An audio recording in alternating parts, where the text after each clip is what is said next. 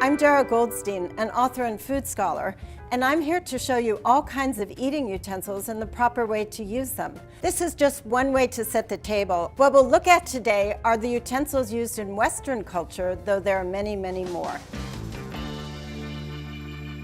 The fork is actually a latecomer to the table. The earliest table forks were used by very elite ladies who didn't want to mess up their fingers.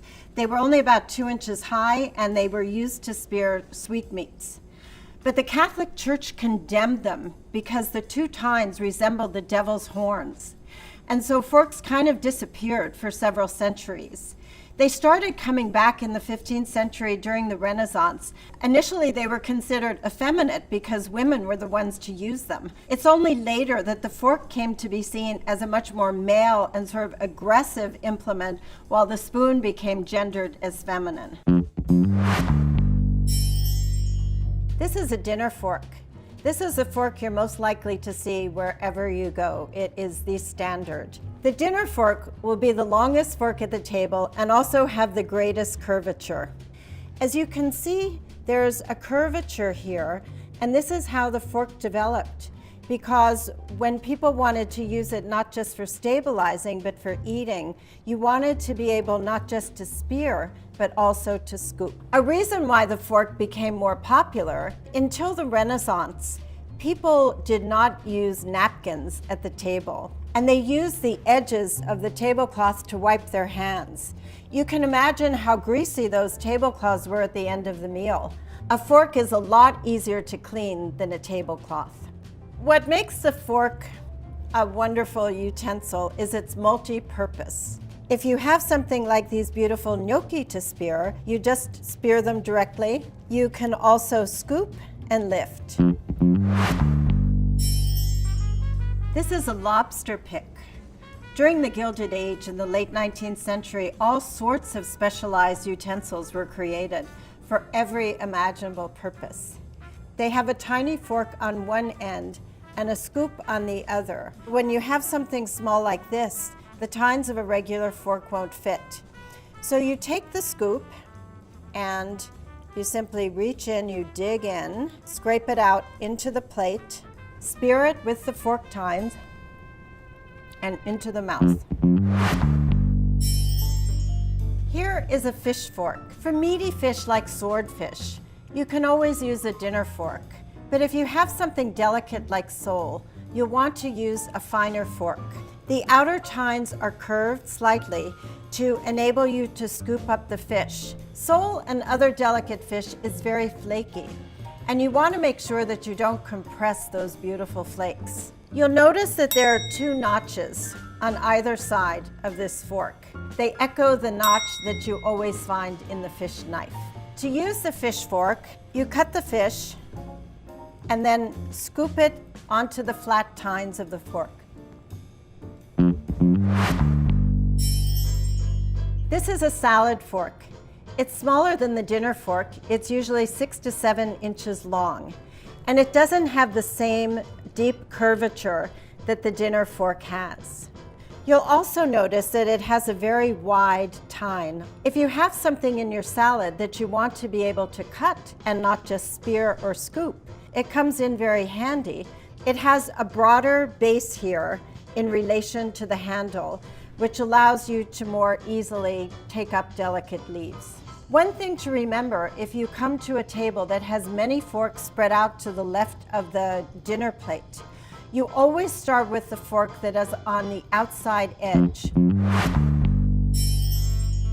This is an oyster fork. You can see how small it is. Oyster forks have actually been known since ancient times, unlike the dinner fork. What was a Roman to do when faced with an oyster and nothing to eat it with? That's how the oyster fork developed. They can have either 2 or 3 tines. To use the oyster fork, you simply pick up the oyster in the half shell, spear it. And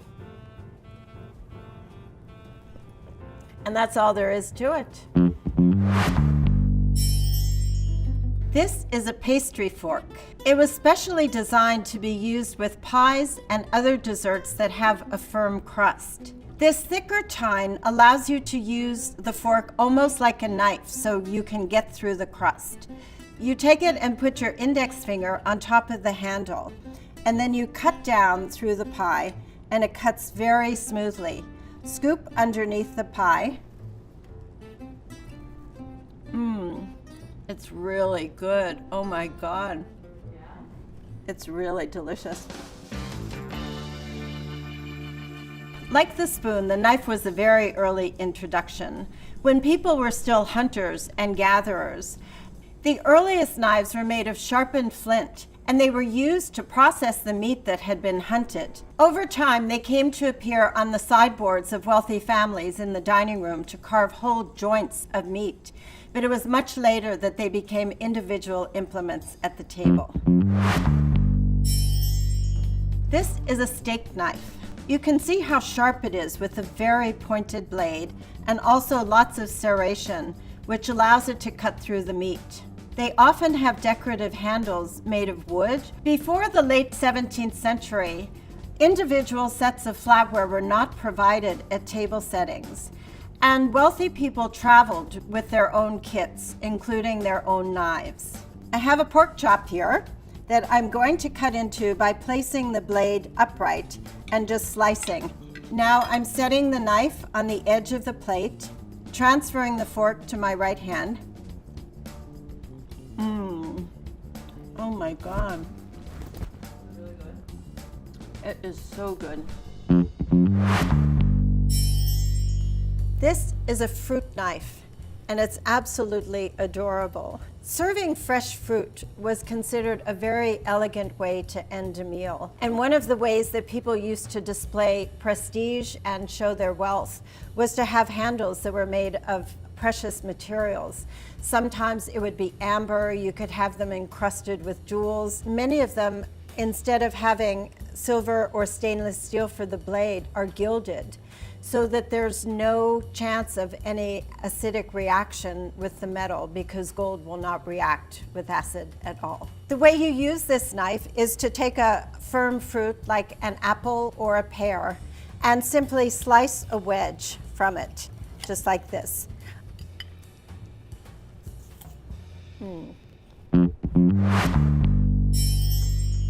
This is a standard table knife. As you can see, it's about 7.5, 8 inches long. Unlike the earliest knives, this is much blunter. It doesn't have a pointed tip. And this developed really in around the 1600s for a couple of reasons. One reason is that people were picking their teeth at the table with a sharp knife, using the point of the knife as a toothpick, and it was considered very uncouth. The other reason is that in the 17th century, there was a fashion for new foods like fresh peas. The fork had not come into widespread use yet, and the knife was actually used for scooping peas and other vegetables, so it had to have a somewhat broader and blunter blade. When I was growing up, my mother told me always to place the blade of the knife facing inward. It's because it signals a friendly host. In the past, when knives were sharper, if you had the blade facing outward, it could be used as a weapon. Fish is much more delicate than meat, so you want to make sure that you're not damaging that tender flesh. The blade of the fish knife is always blunt, not sharp, and it's considerably wider than the blade of a table knife. It often, particularly in the 19th century, developed to have a very dramatic scimitar shape. This is called a pistol handle, a shape that became very popular in the 18th century, partly because ergonomically it's really comfortable. What I do use it for is for lifting skin from the fish. So I use the fork to stabilize the fish and slice just underneath the skin, and then I can lift it off very, very easily. But if you want to eat the skin, it's sharp enough that you can cut into it. As with other knives, once you've finished the slicing, lay the knife along the rim of the plate. Nothing like fresh salmon. Here we have a butter knife. It's an 18th century innovation when people started serving bread on side plates at the table. It's only about 6 inches long. Instead of being elongated, it is rounded right here, which makes it very good for spreading. So to use it, if you want to be hoity-toity and follow perfect etiquette, you don't put it right on your bread. You put it on the side of the dish, and only then do you cut down into it and spread it on the bread. And because this hasn't touched your mouth at all, you return it to the side of the plate, but then you can dip it in the common bowl whenever you need to. But one thing you should not do is leave the knife stuck in the butter bowl. That's a real no-no. Spoons are the oldest eating utensil. In the beginning, we just used hands, but if you had some hot liquid boiling in a cauldron, you obviously couldn't scoop it up, so you reached for a shell and you picked it up that way. But if the flame was hot, you would want to protect your hand, so you attached a stick to it. And that evolved into the spoon that we know today. This is a soup spoon, the mother of all spoons. And these were considered to be in the shape of the tongue, and actually the Latin name for them was related to the word for tongue, either lingula or ligula. The spoons originally were really large, and they were meant to be grabbed in the fist and shoved into the mouth. But that was not considered good etiquette. So over the years, they evolved to be even more elongated and to be held gracefully in the hand with 2 or 3 fingers. Of all the spoons that we're looking at, this has the largest bowl, and it's really become the prototype for what we consider the tablespoon. The proper way to use this spoon, we're going to eat the soup from the side, not from the front. Really delicious. That is so good. I'm sorry, I can't resist. One of the ways in which soup spoons evolved is that instead of having a completely flat handle, it became slightly curved so that it could rest on the rim of the bowl without the spoon sliding into the soup. If you happen to be a meat lover, you know that there's very delicious marrow inside bones. The marrow scoop or spoon dates from the late 17th century, when eating the marrow out of bones came into fashion. Primarily beef bones, but here we have lamb bones. To use this, you would take the bone, and I hope you don't mind using your fingers because after all, they're the best utensils of all. And you take the narrow end of the scoop and you put it into the bone, and you see this beautiful marrow is coming out, and you put it onto toast, and then you can take the longer end of the scoop and you can spread it. After the 19th century, marrow fell somewhat out of favor because it was considered too fatty. And certainly in the United States in the second half of the 20th century, people were avoiding many forms of fat. Nowadays, as marrow comes back into fashion, you're likely to see one of these marrow scoops at your local steakhouse. Here we have the teaspoon. We tend to take utensils for granted. We say, hand me a teaspoon, and we don't really think about what that means. But actually, the teaspoon is a fairly recent development. It came about only in the mid-17th century when tea was introduced to the West from China. And it became the rage. It was a really big fad.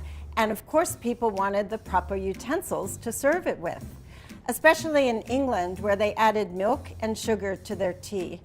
The French teaspoon is a little bit smaller than the standard English one, and as you might imagine, the American teaspoon is a little bit bigger because everything is supersized here. We call it a teaspoon, but it's evolved into just our basic dessert spoon, and that's why I'm going to enjoy some ice cream with it right now. Although the proper etiquette for soup is to scoop away from you, with a teaspoon you can eat it however you like. You don't have to eat from the side. Here we have a caviar spoon, which is one of my favorite utensils ever, partly because I love caviar so much. It does not have a metal bowl. This is a very important point. With caviar, you don't want any metal at all. You want mother of pearl or horn or, in the past, ivory, so that the fish roe would not get a tainted flavor from the metal. But I think mother of pearl is the best because it comes from the sea. It's oyster shells. Until the sturgeons became endangered, caviar was a much more everyday food. Over the years, as more and more sturgeon were fished, it became endangered. And it was really in the 19th century that special implements developed to serve it. So caviar should always be served highly iced. What you technically should do is spread it on a tiny blin. These are little Russian pancakes, and just turn it upside down and then pop it into your mouth. Or if you're a caviar taster, you can put it right here and eat it like that. I'm gonna eat this whole thing, it's terrible, but now that I put my spoon in it, no one else can eat it. Do you like to eat grapefruit in the morning? There is an ingenious spoon for eating it. As you can see, it's of a small size and it has very sharp serrations here. It's extremely pointed compared to either the soup spoon or the bouillon spoon or even the teaspoon for that matter. At the end of the 19th century, refrigerated train cars started traveling across the United States from California to the East Coast and bringing with them oranges and grapefruit and all kinds of other citrus fruit, which suddenly became more accessible to people. And so the grapefruit spoon was born. And all you do is you start digging in along the segments, and you cut the segments as though it's a knife. And then because there is a bowl to the spoon, it comes right out in one beautiful piece. This one you can put right in your mouth, bowl forward. This is a bouillon spoon. One of the interesting things about utensils is that many of them developed in response to culinary trends. Instead of having thick soups, it became fashionable to eat thin soups called bouillon or consommé in small cups. So you needed a smaller spoon in order to eat it with elegance. This is only about 5 or 6 inches long as opposed to the larger soup spoon. The reason there were so many soup spoons and forks for that matter is because people wanted to display their wealth. It was performance. So you would go into a banquet table and you would see so many forks and so many spoons that you really didn't know what to do. You had to understand etiquette. The spork was invented in New York City in 1874 when a doctor named Samuel Francis took out a patent on it. He actually had a 3-way utensil that had a sharp cutting edge as well, but this fork and spoon combination became the standard. The problem with the spork, from my point of view, is that the tines of the fork are never long enough to actually spear anything. And the bowl of the spork is not really so good for scooping, especially if you have something like soup. So I think it's a pretty useless utensil.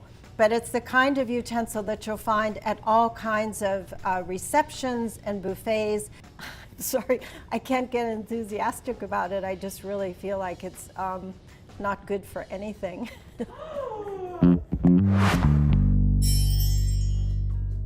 Here we have the demi-tasse spoon. As you can see, it's quite tiny. It's only about 3.5 inches long, and it's designed for serving specifically with after-dinner coffee in a tiny cup. Demi-tasse means half a cup. Since teaspoons weren't used as much in France as in England, and coffee was more prevalent there, the demi-tasse spoon evolved from the teaspoon to be smaller and more suitable for the after-dinner coffee. And so what you want to do is take your sugar, drop it into the coffee cup, take your spoon, and stir. The reason the demi-tasse spoon is so small is that it's designed to rest on the saucer. It's not really a utensil that you use for eating, it's solely for stirring. Here we have a parfait spoon. As you can see, compared to all the other spoons we've looked at, it has a very long handle. And that's so it can reach deep into a parfait dish, which is tall and narrow. Parfaits were invented in France in the late 19th century. The word means perfect, and they really are pretty perfect. And what this spoon allows you to do is reach deep down and not just eat from the surface. These are delicious. This spoon has another very important purpose, and that is as an iced tea spoon, because it comes in a very tall glass, and the long handle will enable you to reach down to the bottom to stir sugar into it. This is a straw spoon. When you look at it front on, you might not see what makes it so distinctive, but the end of it is actually a straw. When you first get a milkshake, it's really icy and cold and very thick, so you want to dig right into it with a spoon. But what happens as the milkshake begins to melt? It turns into slush at the bottom, and it's really hard, even with a long handle, to scoop it all out. That's where the straw part comes in perfectly handy.